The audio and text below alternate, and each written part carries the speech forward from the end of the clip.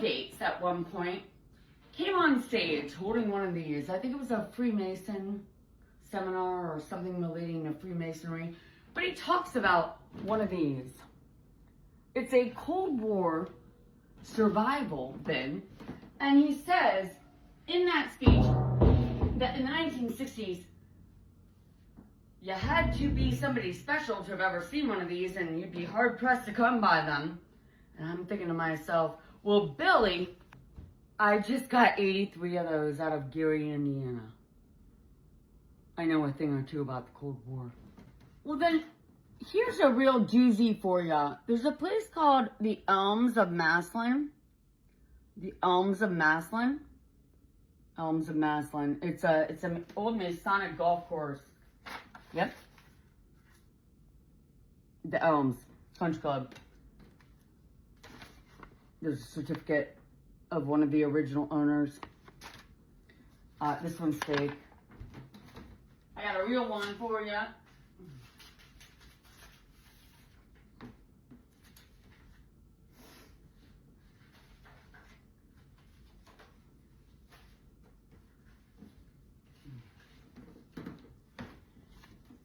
Well, here's a real doozy for you. There's a place called the Elms Country Club. I wouldn't say it's a country club. It's more of like a golf course, private golf course. It's a private golf course. They changed the name multiple times to Maslin Country Club. The Maslin Club Inc. Well, I happened to go there for the first time since 1981. My grandpa took me there all the time. There's his certificate, his grandpa's certificate. Somebody added junior to the end right there. Had it authenticated. It's been manipulated. But anyways, I happened to go there and I walk right in because I've been there as a little girl. And I go to exactly where I used to get my assignments. We would go there and we'd learn things about American history. And guess what was in the little cubby where you would get your assignments upstairs? I mean, that home reminds me so much of the home that I'm in. My house is 1900, but that home is 18 something. But yeah, there's all these original photos of Princess Diana. Princess Diana, see her? I mean, she is only 18 in these photos. These are all original photos of Princess Diana visiting the Elms. Look at that. I mean,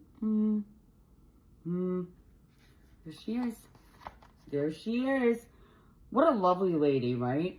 What a lovely lady. What day was she there? She was there on 7/7/1981.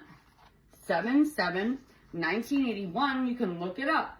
Princess Diana on her way to the altar with Mr. King Charles. They made it all the way to the United States, and of all places that they came to visit. What's here? My family's farm cemetery. Yep. They made it there. Isn't that neat? Isn't that neat? Isn't that neat? Well, what else was in there was a few of the chemical bank documents that showed they'd been manipulating and consolidating mineral rights on behalf of British Oil illegally. I mean, this is kind of like the Ohio gang. Ever hear of President Harding? Yeah, when President Harding was found guilty of liquidating U.S. mineral rights for foreign adversaries, we didn't fuck around. Dead. I don't know, was it a stroke or was it a heart attack? Who cares? Because if you sign on as a president and then you defraud the United States, and I have social security numbers of who was involved, you're guilty of being a traitor. So I'm going to state this, is that as of 1997, this kicked in high gear. High gear. High gear. For the record, here is a Belton and Blake fake consolidation of mineral rights. What are they stealing? They're stealing oil, gas, and coal from U.S. goddamn farmers. And then, why does it matter that I care? My family founded the goddamn Farm Bureau, and they founded Farmers Insurance. And they've been attacking us in an effort to take over the United States since 1999, technically. I mean, Jeffrey Epstein's power of attorney is recorded the week that JFK Jr. died. And I found out today that in his death, Hillary Rodham Clinton got his Senate seat. Oh my God.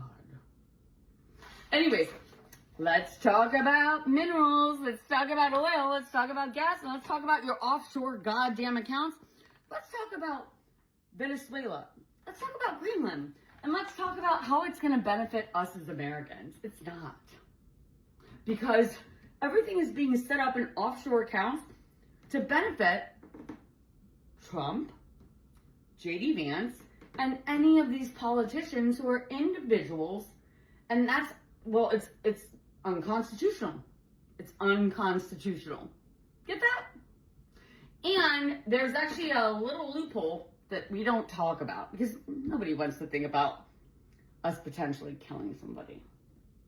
But in the event that millions and millions and millions of Americans are about to be killed, or that, George Bush and Dick Cheney agreed to attack the United States and kill 3,000 people as a false flag, maybe it's time we look at that loophole and reenact it.